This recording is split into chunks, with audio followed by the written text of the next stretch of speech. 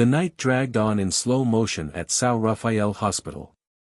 Clara Meyerless, 27, head nurse of the overnight shift, moved quietly through the sterile corridors, lit by pale fluorescent lights.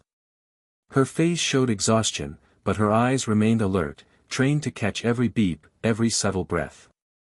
Clara wasn't just efficient, she felt the pain of her patients, listening not only with ears, but with instinct. And tonight, something in her entire body whispered, "Pay attention." It was 2:37 a.m. when she did her final round.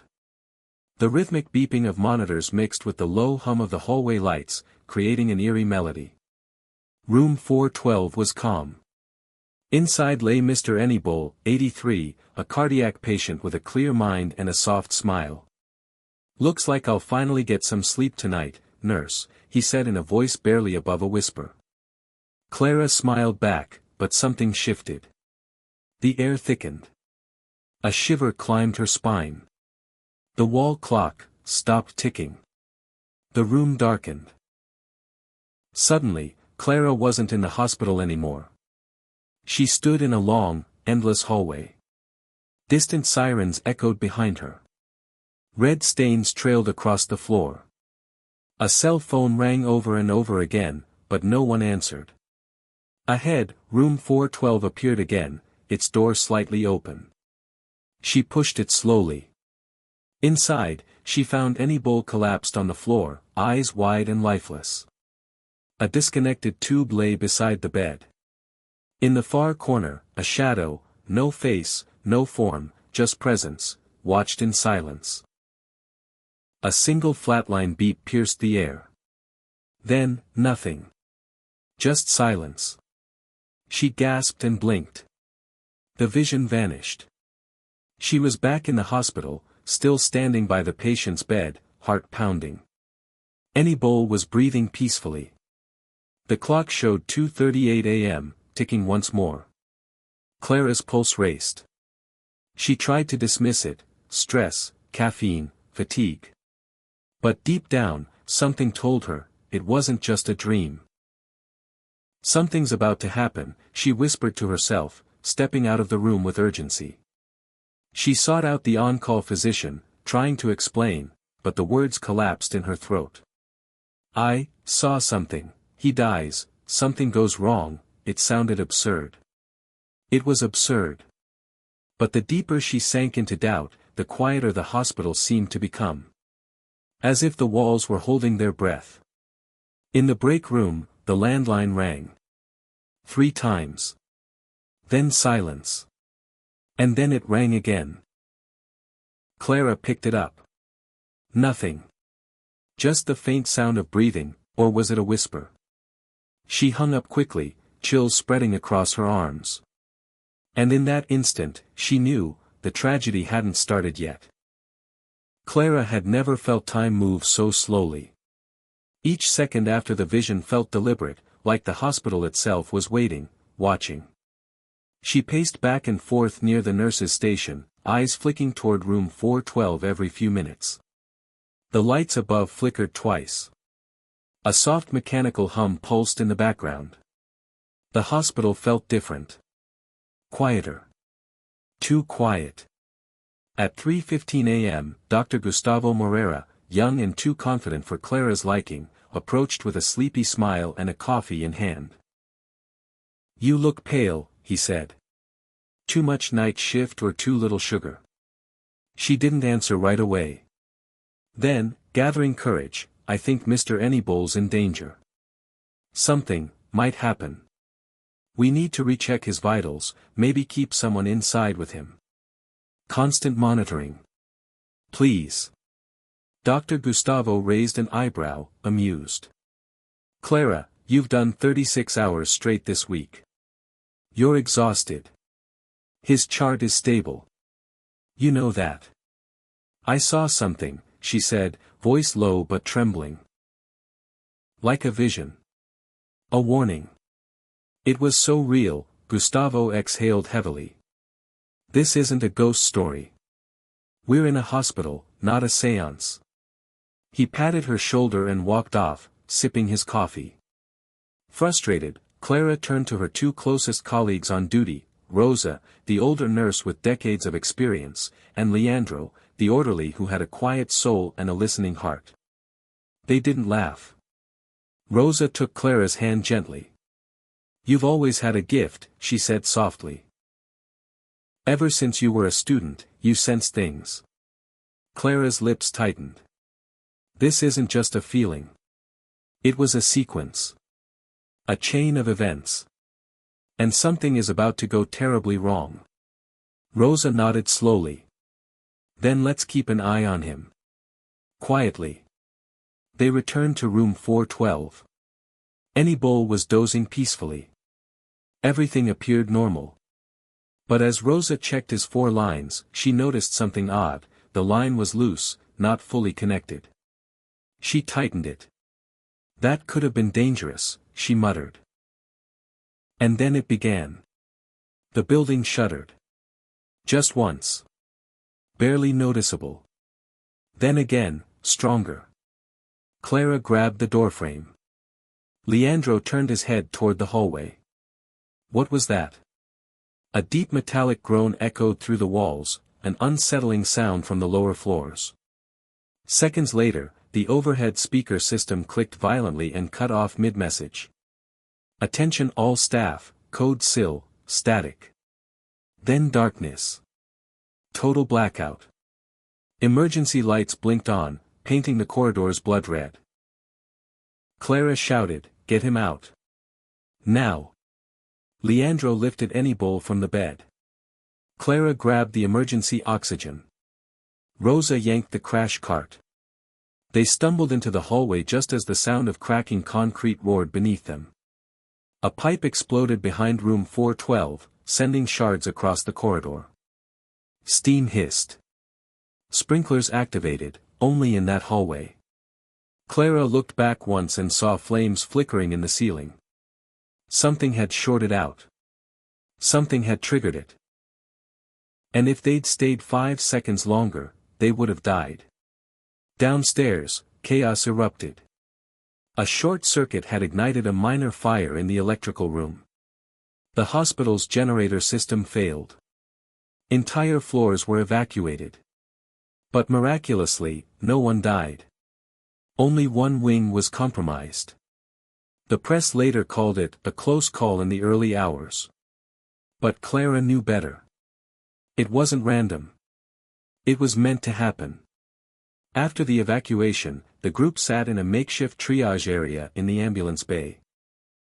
Anibole was wrapped in a thermal blanket, grateful but confused. Leandro's arms were scratched. Rosa shook with adrenaline but was otherwise unharmed. "Did your vision show fire?" Rosa asked in a whisper. Clara shook her head.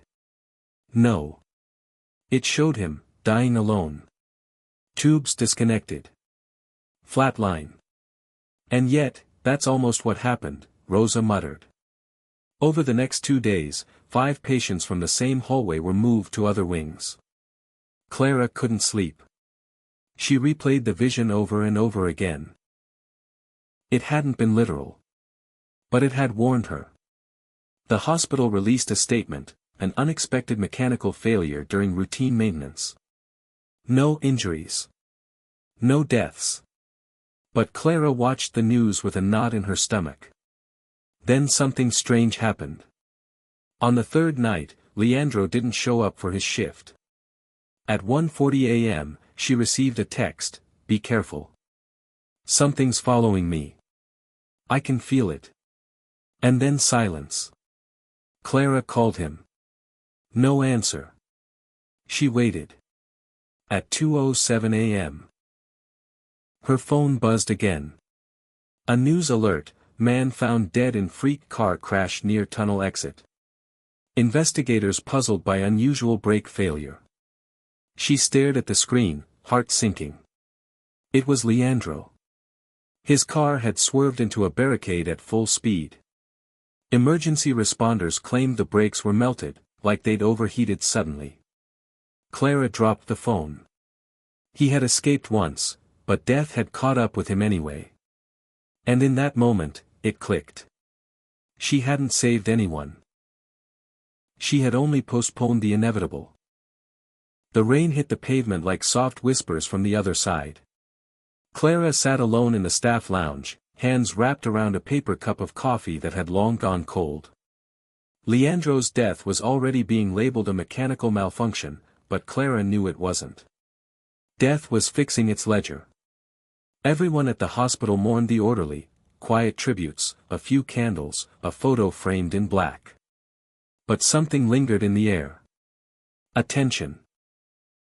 Clara could feel it moving between the walls, like a presence brushing just past her shoulder but vanishing when she turned. 2 days after the funeral, Clara sought out Rosa in the empty archives. "You knew something like this could happen," she said. Rosa hesitated before answering. "Years ago, I had a patient, who died in a fire at home. I dreamed it the night before. Vividly. I told no one.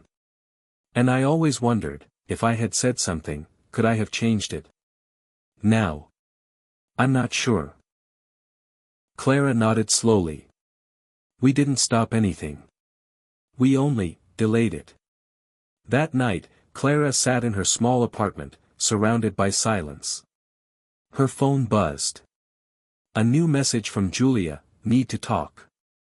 You up?" Julia was another survivor of the corridor incident, a lab technician who had been working late and helped with the evacuation. They met in a 24-hour diner by the hospital. Julia looked pale, distracted. "You ever feel like you're being watched?" she asked, glancing at the window. Clara stiffened. "You felt it too?" Julia nodded. "I've had nightmares. About the fire. About something waiting behind me. Like I'm always one wrong step away." Before Clara could respond, a sharp squeal outside made them both jump. Tires. A thud. Screams. They rushed out.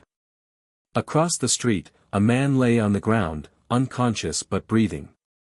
A streetlight flickered above them. Julia trembled. "That was my usual bus stop," she whispered. "I left early today. I never do that." Clara stared at her. "You're next." "What?" She pulled Julia back inside. "You're next. It's following some kind of order. First Leandro. Then you. I don't know how, but I felt it." The two women rushed back to the hospital, desperate to study any logs, security footage, anything from the night of the blackout. Julia hacked into the staff entry database, pulling up timestamps. The pattern slowly emerged. All the survivors of the 412 hallway incident had passed through the emergency corridor, in a specific order: Clara first, then Leandro, then Julia. 4 others followed. 6 in total. Leandro was second, Clara whispered. "You're third." Julia clutched her hands together. "So what do we do?" "Stay awake. Stay somewhere safe. Surrounded by people. No risks. No shortcuts. But fate has its own timing." The next morning, Julia didn't report to work. Clara called. No answer. Around noon, the hospital PA system announced a tragic accident at the supply elevator. An unexpected malfunction had caused a technician to fall down the shaft after the doors opened to an empty void. Clara's blood turned to ice. She ran to the basement level. Police were already there, cordoning off the area. Someone whispered to her, it was Julia. She thought she was getting in. She just stepped forward. The technician's body had been found 30 feet below, neck broken, eyes wide open. Later, Clara learned that the elevator had passed inspection 2 days prior. No warning signs. No malfunction alert. Just a quiet failure, at exactly the moment Julia arrived. Clara stood in the hallway, heart pounding. The lights flickered. And that's when she heard it. A whisper. Faint. Carried on the current of the hospital's air vents. A voice, not quite a voice. One by one, it returns. She turned. No one was there. The corridor was empty. But the sound of silence was deafening. The hospital no longer felt like a place of healing. Each hallway seemed darker, each shadow heavier. Clara spent her breaks cross-referencing staff logs, patient records, and security footage, drawing a web of connections on a whiteboard in the old X-ray storage room. Only she and Rosa knew about the pattern now, but even Rosa had stopped coming in at night. There were 6 of them who had walked through the 412 corridor during the blackout. Clara had mapped it out, herself, Leandro, Julia. Then Daniel, the anesthesiologist, Sophia, a trainee, and Marcio, a night guard. Leandro and Julia were gone. That left 4. And Clara knew, Daniel was next. She tried calling him. No answer. She paced the ER, watching every incoming stretcher, every elevator door. She scanned faces obsessively, terrified one of them would be the next to vanish. Then, as if summoned by thought, Daniel appeared, calm, sipping coffee, reading over a clipboard. Clara ran to him. You need to leave the hospital. Now. He blinked. Clara, are you all right? No, I'm not. But you won't be either unless you listen. Something is happening. People who were there that night, they're dying. One after the other. In order. Daniel looked at her with disbelief. You're saying someone is targeting us? No, she whispered. It's not someone. It's something. He laughed under his breath. Look, I've been on double shifts. Maybe you need rest. Clara grabbed his wrist. Julia died yesterday. Elevator shaft. Before that, Leandro. Fire suppression failure. Exactly in order. Daniel's smile faded. Then an overhead call, code blue. Or 2.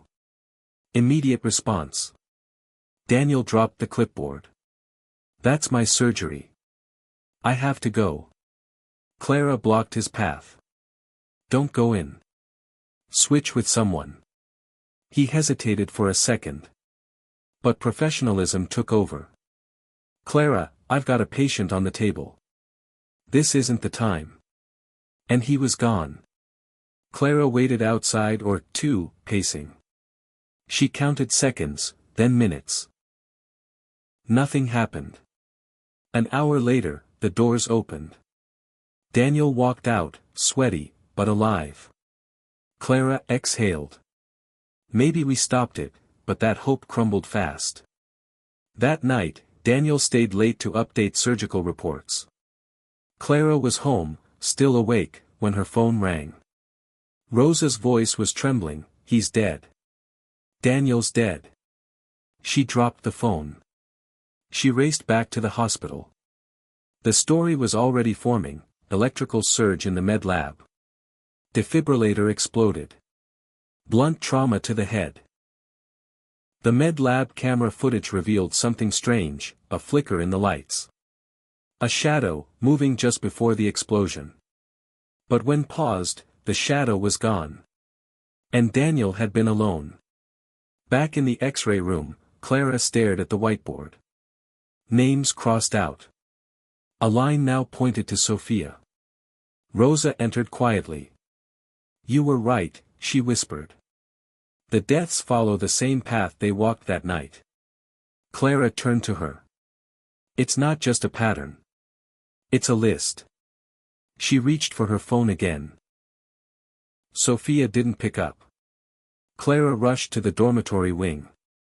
She found the girl crying on the stairs, alone. I've been feeling weird, Sophia said. Like someone's behind me. We need to keep you safe. No elevators. No gas lines. No mechanical rooms. Just stay somewhere open. Bright. No risk. But as the hours passed, Clara noticed something chilling. Every time they tried to isolate Sophia from danger, something else moved closer. A fire alarm went off without cause. The hallway lights flickered rhythmically. Water began leaking from the ceiling, above Sophia's bed. Clara stood still. It wasn't coming for them. It was surrounding them. The hospital was a maze, and death knew every corridor. They weren't choosing the next victim. The cycle was already set in stone. The morning light offered no comfort. Clara hadn't slept in days. Her eyes burned as she scrolled through old medical records and digital archives, now convinced that this was more than coincidence, it was a design. A pattern. A curse that rewound itself for those who dared to ignore it. Rosa entered Clara's apartment with 2 coffees and a printout. "You're going to want to see this." It was a news clipping from 1997. Tragedy at Santa Augusta Hospital. 8 staff members die in 1 week following strange ICU blackout. Names were listed. One of them was a nurse, same age as Clara, same department. She kept reading. Their deaths mimicked the ones happening now. Elevator shaft. Fire. Equipment malfunction. And the last survivor, the nurse, died in a freak accident at home, slipped in the bathtub. Electrocution. "I found 2 more articles from other hospitals," Rosa added. "Different cities. Different decades. But the pattern is identical." Clara leaned back. "So this has happened before. And no one survived." "Not for long," Rosa said grimly. Clara stared at the wall, heart racing. "Then we have to break it. We have to disrupt the sequence." Rosa hesitated. "How?" "We change the order. Someone has to voluntarily take another's place." "You mean, one of us dies out of order?" Silence. Neither wanted to say it aloud, but both knew, Clara was next. They devised a plan. If the cycle was tied to their proximity that night. Corridor 412, they would try to reverse the path. Clara would isolate herself in the hospital chapel, far from any dangerous equipment. Sophia would leave town entirely, under Rosa's protection. Marcio, the guard, would remain near other people, always visible. But just after nightfall, Sophia called in tears. "I missed my train. Something delayed it. Every time I try to leave, something happens. It's like, it won't let me go." Rosa's car broke down before she reached the station. Clara's heart froze. It was happening again. The hospital's lights dimmed. Alarms went off on random floors. Clara called security. Marcio wasn't answering his radio. She ran toward the security office. Doors buzzed without being touched. The air turned heavy. The silence in the hallways was not empty, it was expectant. She found Marcio slumped over the desk. Heart attack. The screen above him showed a still frame from corridor 412, shadows where no one stood. As if something had paused time just long enough to pass unnoticed. 3 down. Now just Clara, Rosa, and Sophia. Clara locked herself in the chapel and opened her laptop. Her search deepened, she found survivor testimonies buried in forums, whispered in private blogs. People who'd escaped near-death experiences only to be hunted, one by one. But one story stood out, someone who survived the cycle. For a time.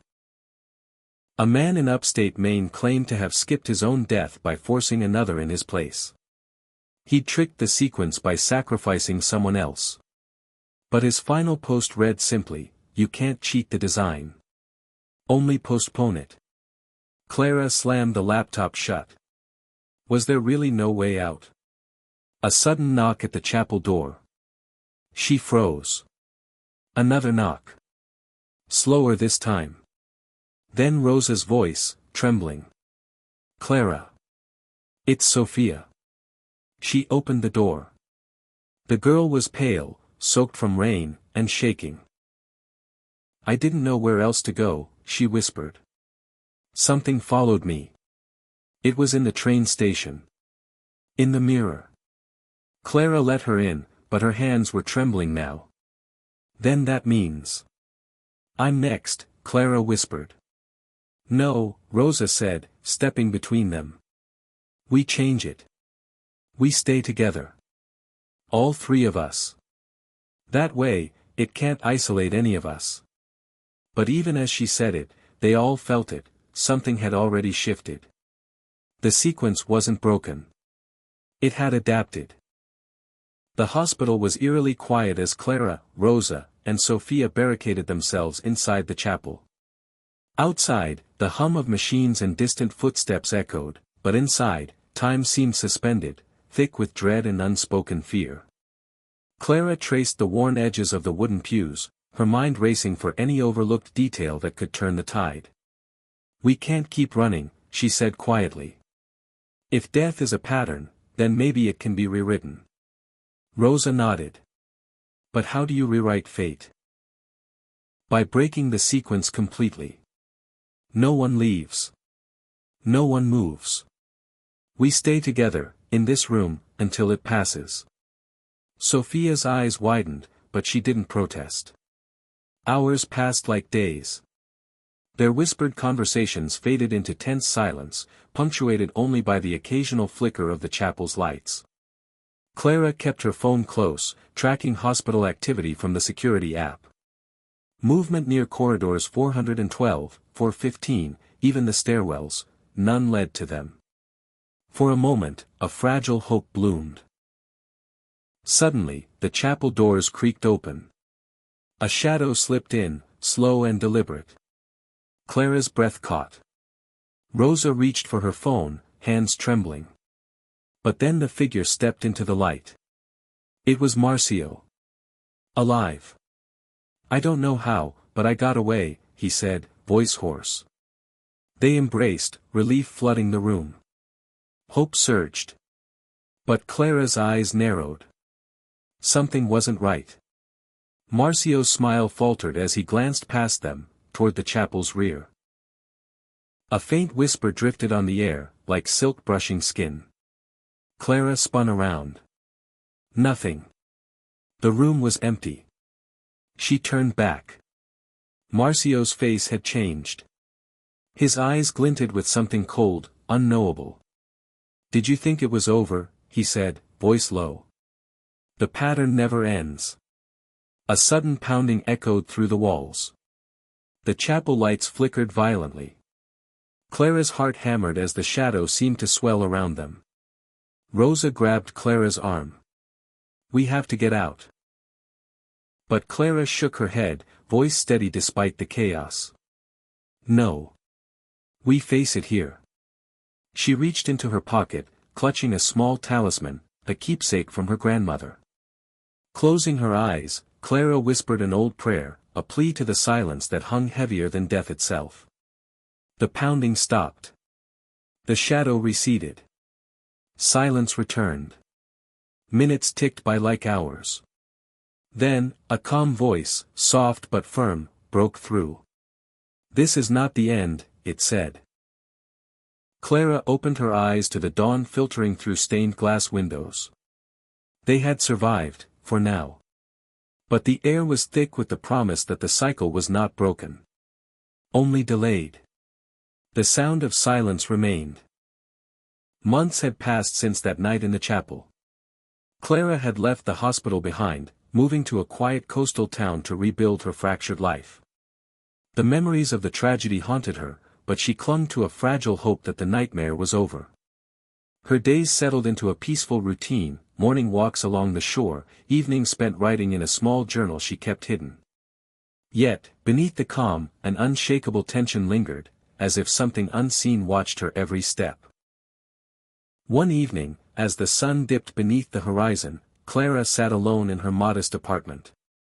The only sound was the soft tick of an old clock on the wall. Suddenly, the ticking stopped. Silence engulfed the room. A faint, almost imperceptible creak echoed from the hallway. Clara's breath caught. She turned toward the sound, heart pounding. The shadows seemed to lengthen, swallowing the light. She whispered, "It's not over, is it?" The air grew cold. Outside, a single window shattered, the glass tinkling softly onto the floor. A muted crack, a snap. A distant, muffled gasp. And then, the silence. No more ticking clocks. No more whispered prayers. Just the sound of silence. The next morning, Clara's body was found peacefully seated by the shore, eyes closed as if in deep sleep. No sign of struggle. No explanation. The town whispered of tragedy, but those who knew the truth understood. The cycle had finally completed. Death always wins. And the silence is eternal.